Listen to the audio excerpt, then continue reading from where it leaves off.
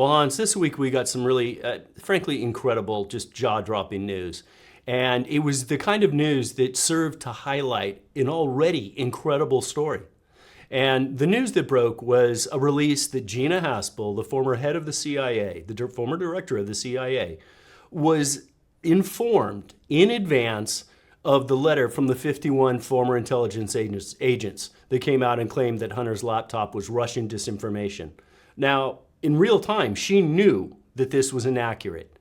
And so, it was already so bad. The point that I've been trying to make about this over and over and over again is it wasn't just 51 former intelligence agents or officials. That sounds, kind of benign. What it really was 5 former directors of the CIA along with the director of national intelligence. And now we find out that the acting director of the CIA knew in real time that this letter was going to be issued right in advance of the second debate, just in time for Joe Biden to use it exactly as he did, and she said nothing. It's astonishing. From my vantage point, the only way I think you can look at this is this was an actual coup by the intelligence community. Part of an ongoing coup, absolutely right. And you are right, it's astonishing. It's one of these shocking but not surprising kind of things that she was involved as well. Now, first off, why was she involved in that fraudulent letter why was that fraudulent letter about Hunter's laptop being a Russian plot? Why was that even shared with her? Well, apparently when you have these security clearances and when you're a former CIA director and so on, if you publish stuff, you got to run it by the CIA. Just like when you publish a book, you have to give it to them to sort of see if there's anything in there that they don't want you to publish. Now, without getting into the sort of, that's a very problematic thing in and of itself, I find. But okay, without getting into all that, for free speech reasons and so on, having, the CIA censor stuff. But in this instance, they had the opportunity to censor stuff, or at least I'm against censorship, but at least give people a heads up, give Trump a heads up. I mean, after all, she was a Trump appointee. Or try to slow it down in some way, or even try to stop it. Again, I'm not a fan of stopping things and censoring things, but she had the letter, she had an advance warning, she knew it was fraudulent, she knew it was signed by 5 of her predecessors, she knew the whole thing was a hoax, and she just let it be, and not even let it be, I mean, she just probably encouraged it in the background, but certainly didn't do anything at all. And so the letter came out, and of course, the letter did what it was meant to do. It gave the media, and it gave Joe Biden during the second presidential debate, a perfect excuse for dismissing this entire laptop story. And that cost Trump the election. I mean, a lot of things cost Trump the election. Fauci, China, COVID, I mean, so many different things. But that one is sort of particularly painful in a way because it was right before the election and it was so obvious. If you go back to your Twitter and my Twitter from that time, we were saying this is real. We know it's real. We checked it's real because we could compare the emails on it to emails from other sources and they matched.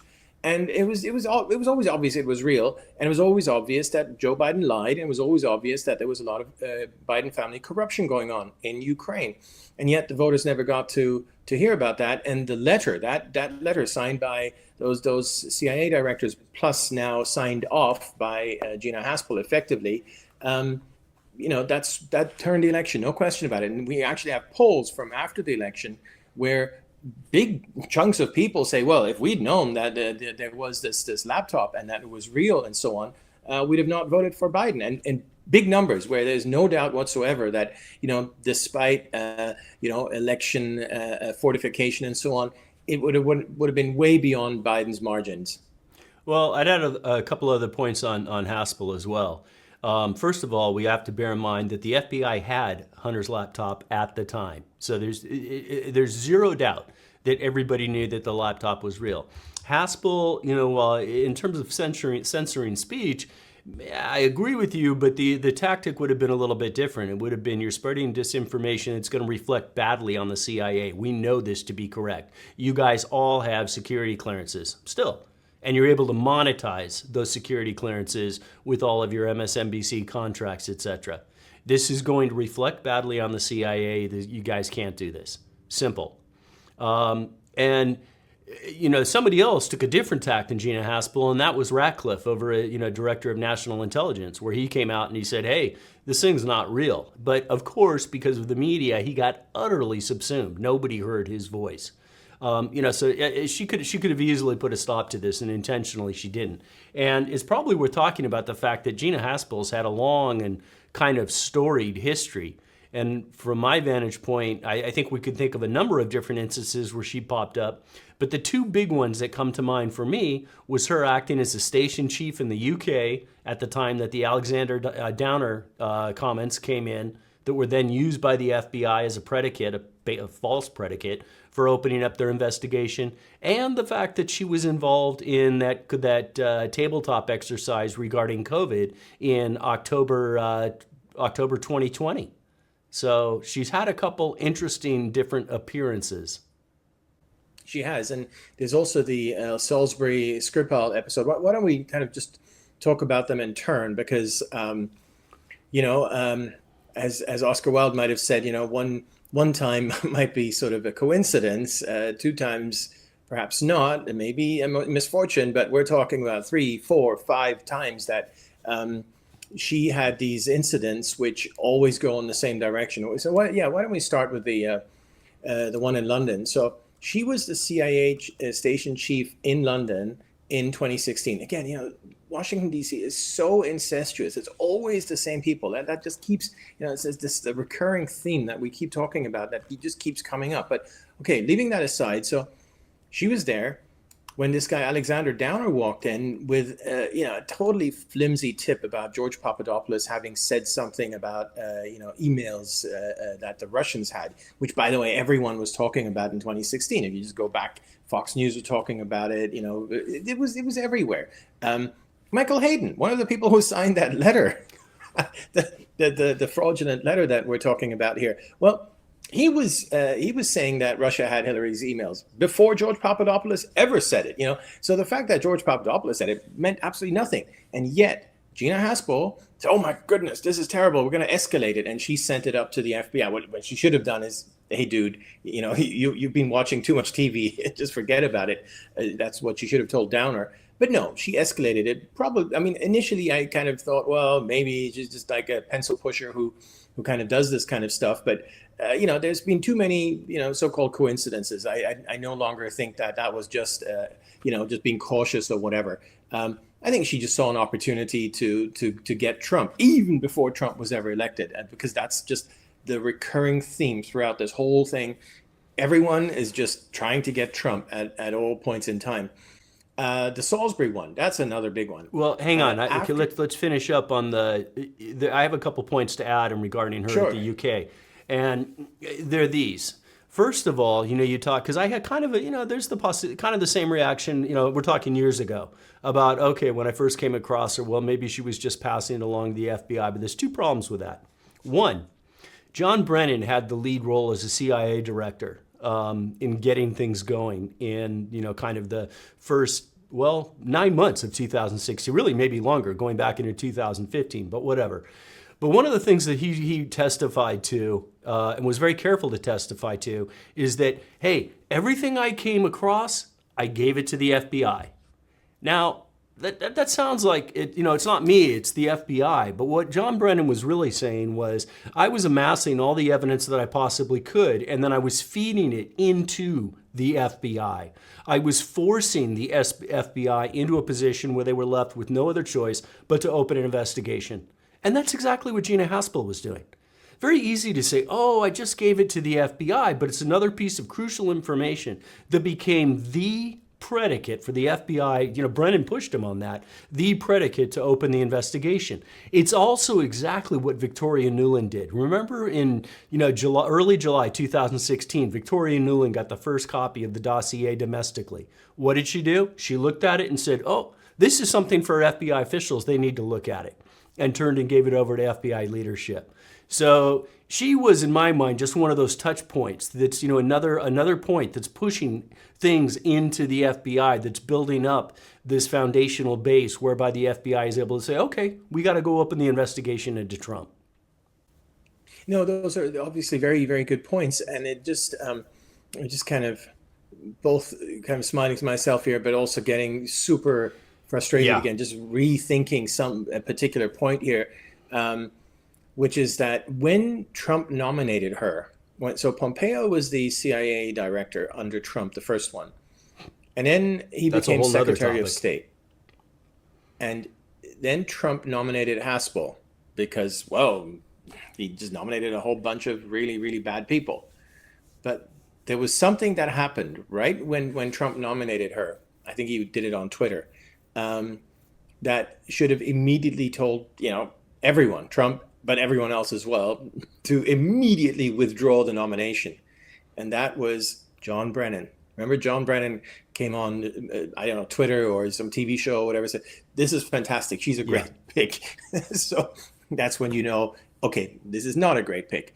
The, Yeah, so it's just what was she doing in London? Okay, that is truly a coincidence. That's more of an incestuousness thing, that DC incestuousness, that she happened to be there. But yeah, sending it up to the FBI, absolutely right. Just another touch point. And by the way, Michael Gaeta, the FBI agent, he also said that he gave the dossier to the FBI in early July. Obviously, you mentioned Victoria Nuland. She admitted it. She testified to it under oath. So all these people gave it to the FBI early.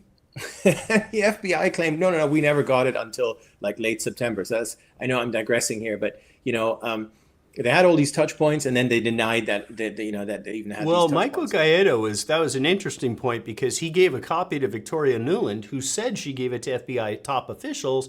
Meanwhile, then Gaeta's went over to, I think it was the New York field office, and so they were able to say, "Oh, we didn't push it right into the FBI. Our own field agent gave it to the New York field office where it got lost until September." Well, that's only partially true. Again, Gaeta also gave it to Victoria Nuland, who immediately turned around and gave it to top FBI officials. We know it was there. Exactly. I don't believe anything any of these people say No. anymore. I mean, that's sort of the level of cynicism that I've reached. And I certainly wasn't there in 2016, if maybe even 2017. If you told me how corrupt all these people were, I would have said, there's some bad apples, but now I basically just assume everyone's corrupt. Now back to Gina Haspel, just to reinforce that point. When there were these guys in the UK who were poisoned. They were called the Skripals, and allegedly it was Putin. Putin sent his plutonium cappuccino people to poison these guys. Poison on the tip of an umbrella, if I remember correctly. It wasn't plutonium cappuccino in that case. It was Novichok. So anyway, these two Russians did it. Okay, now maybe not, but Trump was reluctant to lash out. As you know, certainly his policies and his implementation of policies was much wiser than anyone ever gives him credit for. So that's very wise when you're dealing with such an explosive issue, especially to do with Russia. You just want to take a step back and get the facts first. So what does Gina Haspel do? She lies to him. She went to him and said, "Oh, these Russians, these assassins, they killed some ducks." with this poison, and then showed him photos of dead ducks and stuff like that to try and persuade him to sanction Russia and punish Putin and so on. And of course, that whole story turned out to be a total lie. Well, I mean, and actually, that's maybe worth dwelling on for a minute. I was just about to move on, but here's Gina Haspel as the director of the CIA trying to manipulate our entire foreign relational response to Russia. It's kind of funny when you say the word ducks. You kind of want to laugh and just sort of move on. But yet what she was trying to do is she is trying to literally manipulate Trump into a very different type of aggressive response against Russia, a nuclear superpower. It really is disconcerting how many times we see repeated examples of these three-letter agencies trying to, run effectively our foreign policy. It's deeply frightening. It is, but also how effective they are. We can talk about COVID here for a moment as well. I mean, I know you had another example. I mean, we've got plenty of examples to do with Gina Haspel, but that all happened on her watch, and we know that the CIA had plenty of information. By the way, as did Pompeo at the State Department, which he covered up, and the CIA covered it up as well. to protect China. Now, you know, I've talked many times on this show and in private, any chance we really get as to why and how is it possible that there was such a ginormous cover-up, such a ginormous conspiracy to do with COVID. And, it always comes back to Trump. And this one does, I mean, in terms of Haspel, it always comes back to Trump. That's the glue that keeps it all together. So we just went through a couple of them. Now, what about COVID? Well, why would she cover that up? Why would she protect China? Well, because that's the way to get Trump. Trump said it came out of a lab, so whatever she does has to be the opposite. So she covered it up on her side as well. Yeah, I do. It's another example of these things when they're taken in isolation. You can sort of, I don't want to say excuse them away because some of these things are really alarming, but you can kind of just say, well, okay, that's pretty weird, but when you see this pattern, and the fact that she was present at this tabletop exercise along with the Gates Foundation, along with Fauci, along with, I'm trying to remember who else. I'll find it here. I was actually looking for it. But a number of crucial people that are running this tabletop exercise, this scenario about what if there was an outbreak of an airborne virus that was exactly like COVID. And they were doing it in October. And meanwhile, you and I both know we actually, basically it's been proven that COVID was already spread throughout the city by that point in time. The U.S. Consulate General had actually sent cables back saying, hey, we got a problem here, notifying everybody. We actually think that it probably came out, always hard to pinpoint a date, but let's say June, July, somewhere in that time frame. So what is Gina Haspel doing at this tabletop exercise in Wuhan? I think Gao Fu was there too, wasn't he? Yeah, he was there Gao too. Fu's the head of China's CDC, for people who don't know. As was Avril Haines, Biden's current director of national intelligence. So we keep coming back to it. It's so incestuous. You just going back to this whole point about this statement, the 51 former intelligence officials. And you and I have both, interacted with a number of these people on X and tried to kind of go after them a little bit. And they always try and hide behind this little umbrella of, we didn't know. I mean, they were very careful in how they crafted their words. If you read their statement, it did exactly what it was intended to. It gave them a little bit of legal cover because they didn't definitively say that was the case.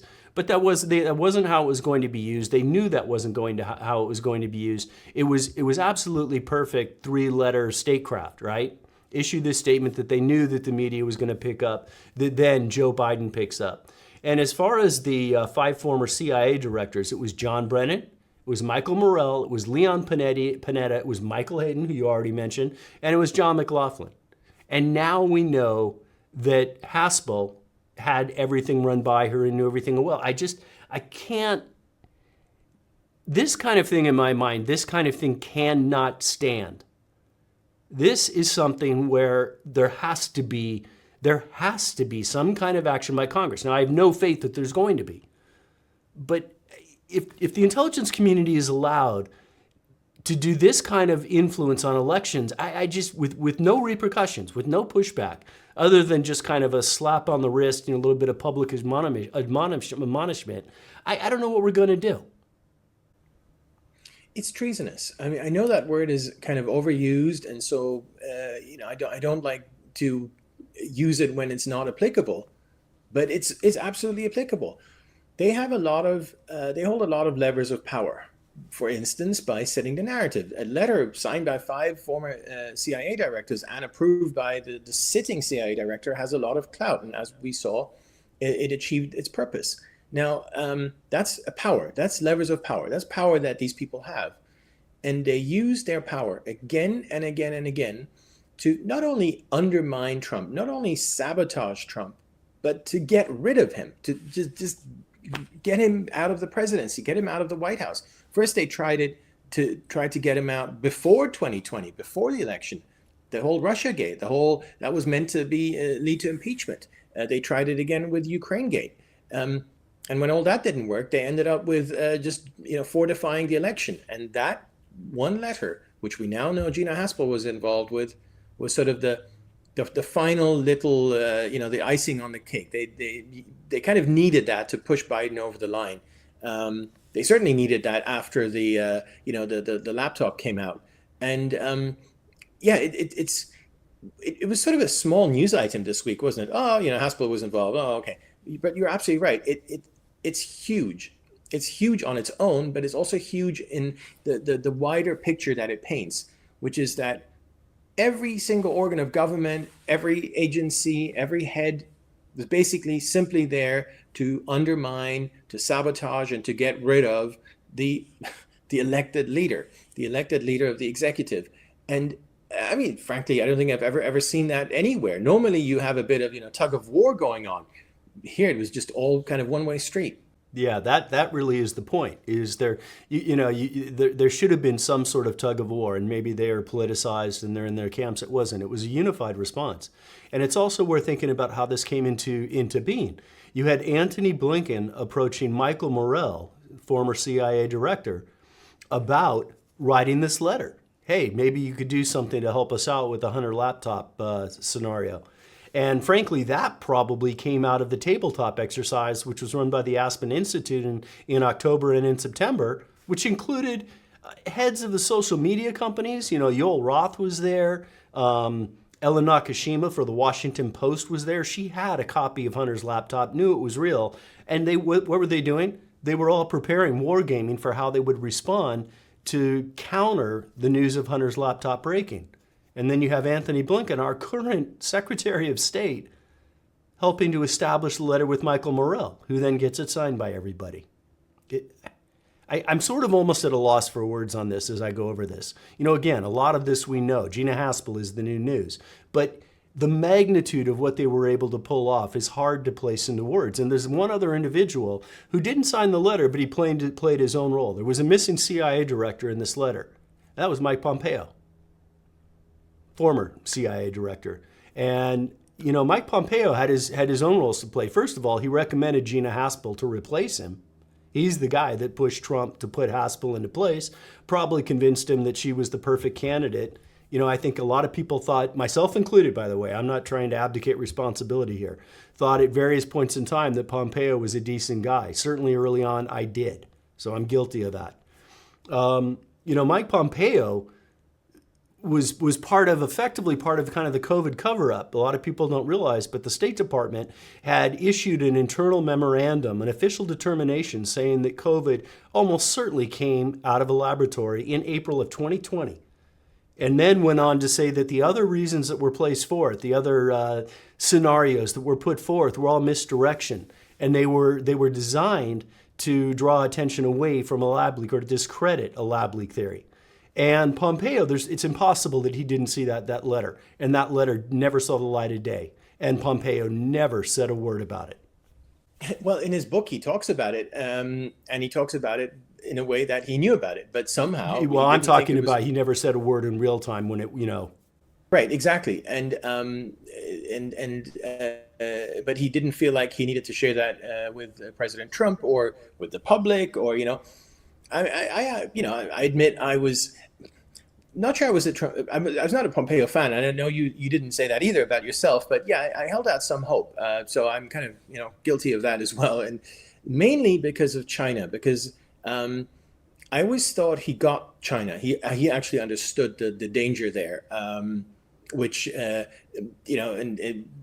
many still don't. It's better now than it was, 4 years ago or whatever, but many people still don't understand, especially in DC, or they're just on the take and they don't care.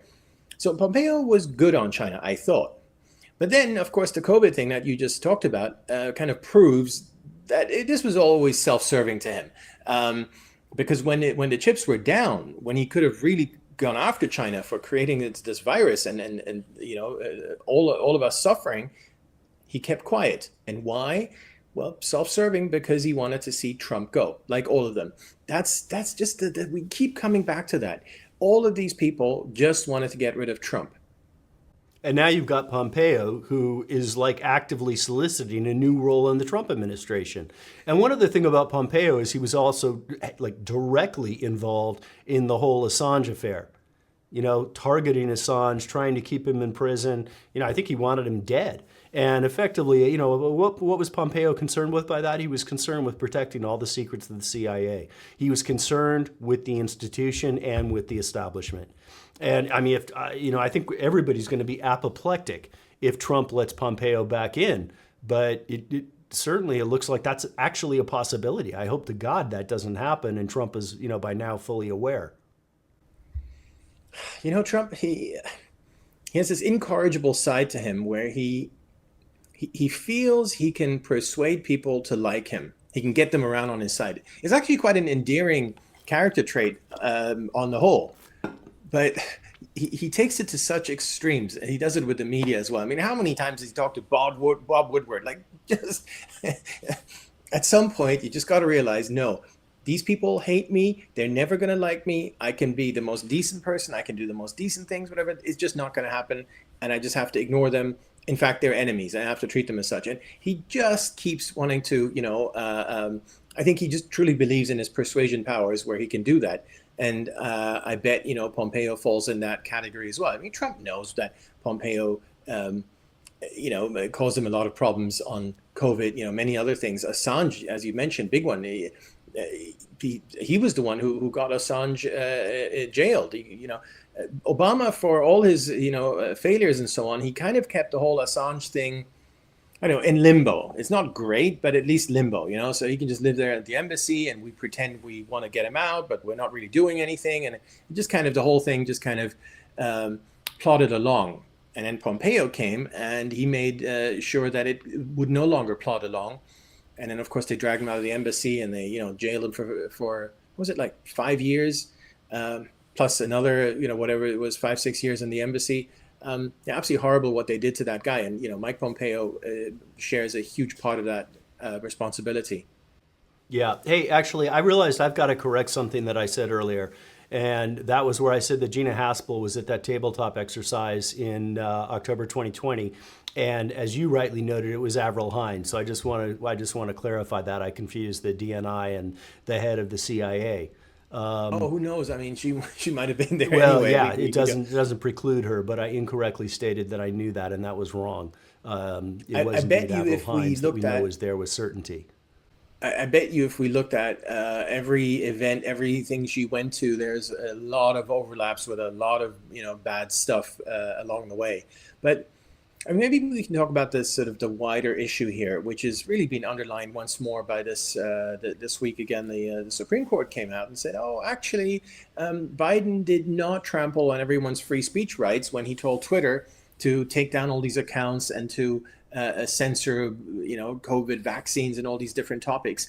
Now, as is often the case, the justices there took kind of a detour. They didn't outright say we don't believe in the First Amendment. What they said is there's no standing. That's what they said. Standing is the same argument that was used in all the Trump cases, or virtually all of the Trump cases, to do with the fortified election in 2020. So, very briefly, standing means whether you have the right to sue, whether you have the right to even be there in court and seek a remedy. That's standing.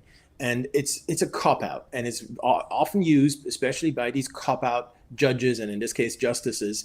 And that's exactly what they did here. They said the people who sued the Biden administration for censoring them and for getting Twitter to ban them and so on, they don't have standing. So they're not allowed to bring the case in the first place. Very technical legal arguments.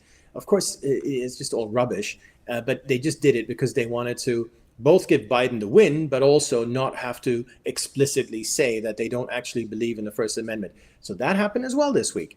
And how does that fit with Haspel and all that? Well, I think the overarching message conclusion we can draw from all this is that the elites are still firmly in charge.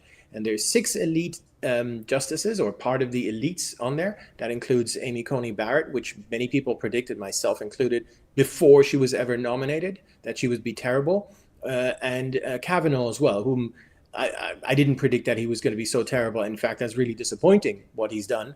Roberts as well. Well, we already knew Roberts. Ever since the Obamacare, we knew that he's hopeless. So I believe the word you were looking for is compromised, but well, but these are the elites. So there's 6 elites and 3 non-elites, or 3 kind of civil liberties, or whatever you want to call them. Alito, Gorsuch, and of course Clarence Thomas.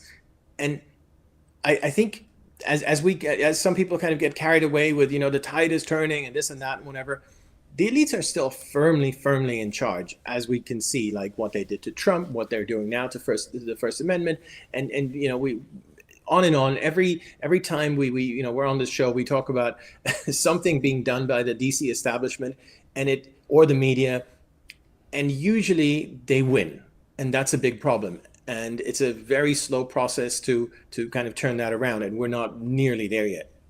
Well, and that's one of the things that I kind of, in specifics to this case, that I don't understand either. Because I went back and what came to mind when I saw the ruling by the judges was, oh man, those public arguments back in, I think it was March. And you and I were talking about those at the time in real time. Both of us were tweeting about them, that it was a disappointment that we kind of went into this thinking that this case was going to be a slam dunk, but maybe for my own perspective, I'll speak for myself, thinking that, well, this should be a 9-0 ruling, but it's probably going to be a 6-3. And after hearing those oral arguments, I think the both of us found ourselves very alarmed. And effectively what happened is you had a junior lawyer. I'm not trying to point fingers at him. I don't think he did necessarily a horrible job, but he was a junior lawyer who was going up against one of the sharpest lawyers out of the DOJ. And those arguments just went poorly. And the DOJ lawyer was able to take those arguments and steer them in another direction. And that was a prelude of what's to come. And I guess the reason that I'm mentioning this is it's another failing by conservatives, where this would be a case where you would think that somebody would find somebody, and we would have an absolute top-notch conservative lawyer leading this case and leading those arguments. And who knows, that might have allowed things to go differently. All the work takes place behind closed doors, but those public opening arguments can shape those behind the door discussions. So, that was kind of what I thought about today. It's an example of we're not putting our best foot forward repeatedly. No, absolutely. That's exactly right. This was Louisiana. This was the lawyer they set up there to argue the case. And nice guy and all that, but very, very young. And he was out of law school just a few years ago. I mean, it's just completely irresponsible to send someone like that up there to argue the most important free speech case, at least in a generation, probably more, maybe ever. Given the new paradigm we're facing with social media and how the ease with which government can control speech now, which didn't used to be the case. By pressing a button. Or just look at China, how the government has perfected it over there. And it would have been very important to absolutely cut that out very strongly at this point now, because it started and it's getting worse. And we see it all the time. Misinformation, got to ban this, that. We saw it with the vaccines. We saw it with the 2020 election. We see it with so many different things. It would have been important to end it before it even takes root. And I completely agree with you. What were they thinking sending this kid up there? Again, nothing personal, whatever. Just don't do that. Now, would it have made a difference? We don't know. We don't know what happened in the deliberations room. So what we do know is that, just generally speaking, is that these justices kind of, after a hearing, they'll go and just kind of sit down and chat about things just to see where they are, roughly speaking, because then they have to figure out who's going to write what. Now, maybe everyone's more or less on the same page, and then they'll say, hey, why don't you, one of the 9, you write this one, and then I'll write the other one, and whatever, in terms of the opinion. And during that conversation, it would have been pretty clear, where the battle lines were drawn. And I agree with you that if the guy had not failed, he was still thinking in the old paradigm. He never brought out how bad it is, what is truly happening here, and what an impact it has, beyond the specific case of specific people who were banned by Twitter. That's micro, but how this is all encompassing. Alito, who wrote the dissent, actually made that point, that this is the essence of free speech we're talking about, and it wasn't treated that way. And again, this lawyer did not make it clear that that's what we're talking about. Now, so when they, given such poor arguments, the ones who may have been on the fence, I don't know whether they were on the fence. I mean, to me, Amy Coney Barrett and Brett Kavanaugh are elitists, so maybe they were never on the fence. they're elitists with sort of some conservative traits. That's probably the best sort of way to put it, the most generous. And Roberts, you can forget him. But it only needed those two, right? The so-called Trump appointees. Maybe if they'd had better arguments, maybe if they had been on the fence, who knows? We were not in that room. We don't know what would have happened. But having this combination of these two kind of very squishy justices plus a poor lawyer, just poison. Yeah, I mean, you mentioned Alito, and Alito said in his dissent that this is one of the most important free speech cases to reach this court in years.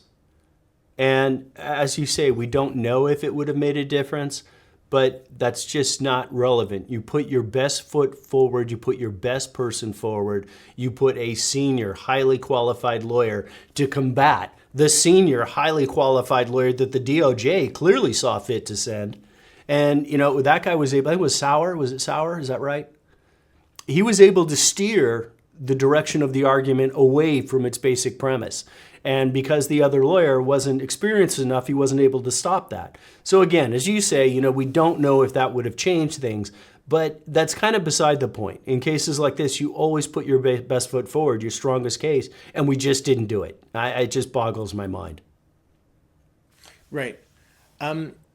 There's also always kind of a trade-off in those discussions with those justices where, especially in the Roberts court, Roberts is always very much in favor of this kind of horse trading, which is terrible, which politicizes the court, which is the opposite of justice, which ought to just be based on what the law says and precedent and so on and so forth.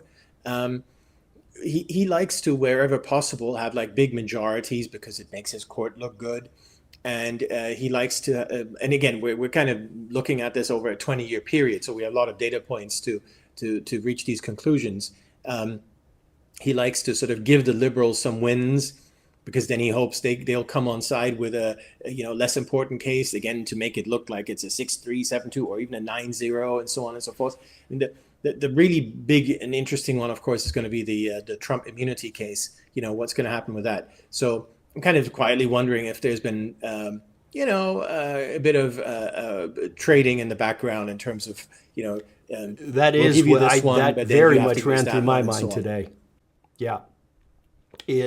Was there a little bit of horse trading, and this was the sacrificial case to get a different outcome? We don't know yet, and we'll find out when that, I guess at least we'll get an indication when that ruling finally hits. But, I did wonder that a little bit.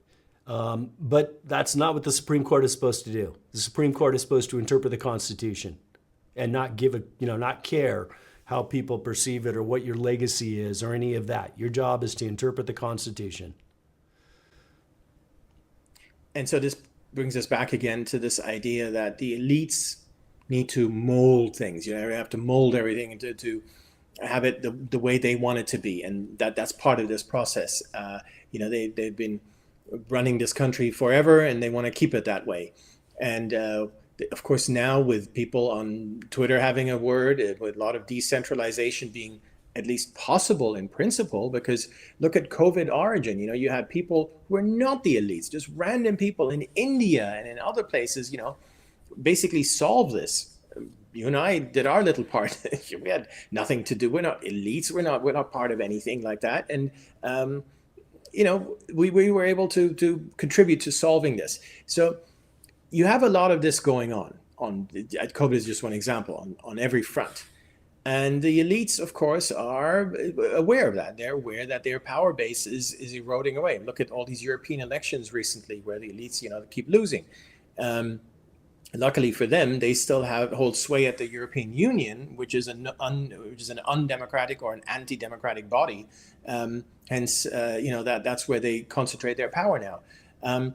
So you have similar developments going on in the U.S. But again, my overall conclusion from everything we've talked about today and everything we've talked about pretty much on every week, it comes up in one way or the other, is that they are still in charge. Not as firmly as they used to, but still pretty in charge. And the mere fact that it's not as firmly as it used to be means that they lash out more, which is also terrible. Like what Biden did with these people on Twitter, that's lashing out. Many other examples of lashing out. Look at what they're doing to the poor guy, Smirnov. We haven't talked about him for a while. He's the guy who supposedly made a false statement in relation to Biden corruption in Ukraine. Normally, you get a slap on the wrist, maybe a 2 weeks probation or whatever. They've had him locked up for at least half a year already. They're treating him absolutely terribly. Why is that? They're lashing out because of Biden corruption and the things he had pointed out. And, we have many, obviously J6, many examples of this. But yeah, no, my kind of overall pessimistic, not very happy, but it is what it is, outlook or conclusion is that the elites are still pretty much in charge, and it's going to take a long time and a much better effort on the part of some Republicans. You'll never get all of them to make a dent. Yeah, I mean, effectively, if you think where the control lies, it lies in every single three-letter agency, including the DOJ and the State Department as well. It lies in the media. It lies in just the federal government itself, just this massive, bloated bureaucracy, which just kind of operates almost on autopilot, and has taken on a life that it was never intended to remotely embody. And until it seems like the only way to change this is to both downsize the federal government dramatically and financially starve it. I sort of wonder how you make all these structural changes. Yeah, certainly things are getting much more exposed. People's eyes are getting opened, and that's immensely helpful. And the more we can do to have that happen, the better on everybody's part. But it's such a structural problem that sometimes I just sort of, I don't want to say despair, but just wonder, like, how do you fix this? Where are we at? It's a kind of a terrifying prospect, frankly. I do despair. It's so overwhelming in terms of the depth, but also the width of the problem. Universities, something I know a lot about because I spent like 2 decades working in them, and they're completely broken in every state. The whole incentive system is completely broken. This whole peer review system is completely broken. The garbage these universities produce, all of that, and yet it's so difficult to fix because these systems are so entrenched. And look at money. The grant system is completely broken, and yet it's completely entrenched. People expect these monies. No one even talks about just not giving any more money for grant. Look at NIH. I mean, look at what they did with COVID, and yet it's just taken as a given that the NIH keeps doling out billions upon billions of dollars every year in these grants for just absolutely ridiculous things. And of course, it's not just the NIH. You can just go across the whole government and see this happening. So that's just universities. Then we got border. What do you do with that, right? Then you got healthcare. What do you do with that? Then you got this the DC swamp corruption. You got the fact that there's millions of government employees. What are you going to do with all of them? You could cut the whole thing by, I'd say, like just 90%, and you'd be absolutely fine. But how are you going to do it? I was just thinking to myself when you mentioned the universities. I come from a financial background. I was Wall Street, and I retired 15 years ago. If you had told me back when I was active that I would be dealing with ESG, environmental social governance, DEI, all of that, I would have laughed. The idea that, in a whole industry which governs itself by a profit, just purely financially driven, would be accepting of corporations running themselves on such nonsense as ESG principles, I would have laughed. And yet that's where we are. And so that comes back to this breadth and this depth that you mentioned, that it's filtered so many places. Now, thankfully, that's turning, and the corporations are beginning to, pretty aggressively backpedal at this point. But nevertheless, the fact that was allowed to become a driving principle and that stockholders accepted that, and that large financial institutions backed that, it just amazes me. And that's an example of where we've come. And talking about that, you get into these NGOs. I mean, NGOs used to be a cottage industry, but I don't think that's the right word anymore. They're like a giant industry now, and it's all government funded. How do you end that? I mean, you've done a lot of work on all these slush funds that all these agencies and departments have, through which they fund all these various NGOs, not only in the US, like everywhere. And for the most part, these NGOs just cause trouble. I mean, just look at Ukraine, look at the border, look at all these issues. But if you cut that money, if you just said no more money to NGO, well, first of all, they'd find other ways, because they already found other ways through various slush funds and discretionary funds and this and that. But second of all, you'd have a massive outcry, and the pendulum would kind of swing back through media and all these kinds of bleeding heart liberal types, and so, oh, you can't do that, and so on. How do you ever get to the point where you just don't fund these NGOs anymore, or just like say cut it by 90% and just fund the ones that actually do useful things? Well, I think first of all, I think one of the problems is the fact that conservatives, Republicans, not conservatives, let me retract that the GOP cares so much about public perception. So that's one of the big problems, because the way that you handle this is there's so many more people that if they understand what's actually being done, that the State Department uses literally billions of dollars that are of this own kind of black box budget to push money out to these UN-backed NGOs that are then directing the illegal immigration flow into and throughout our country. At the same time that we're complaining about our open borders, I think if people really understood that, they would really be angry. And but we don't have this willingness, this political backbone to stand up to these kind of things and just slash them, because they can be slashed. Congress controls the purse strings. There's a lot of things that they could do. And if you have a GOP-led House and Senate, you could do those things if you had the political will and the political backpower, where you just say, screw it, we just don't care. We're going to take the flak. We're going to take the heat. We're going to do what needs to be done. But the GOP, unlike the Democrats have steel backbones. The GOP, unfortunately, does not. Unfortunately, I think things are going to have to get a lot worse before they can get better. Well,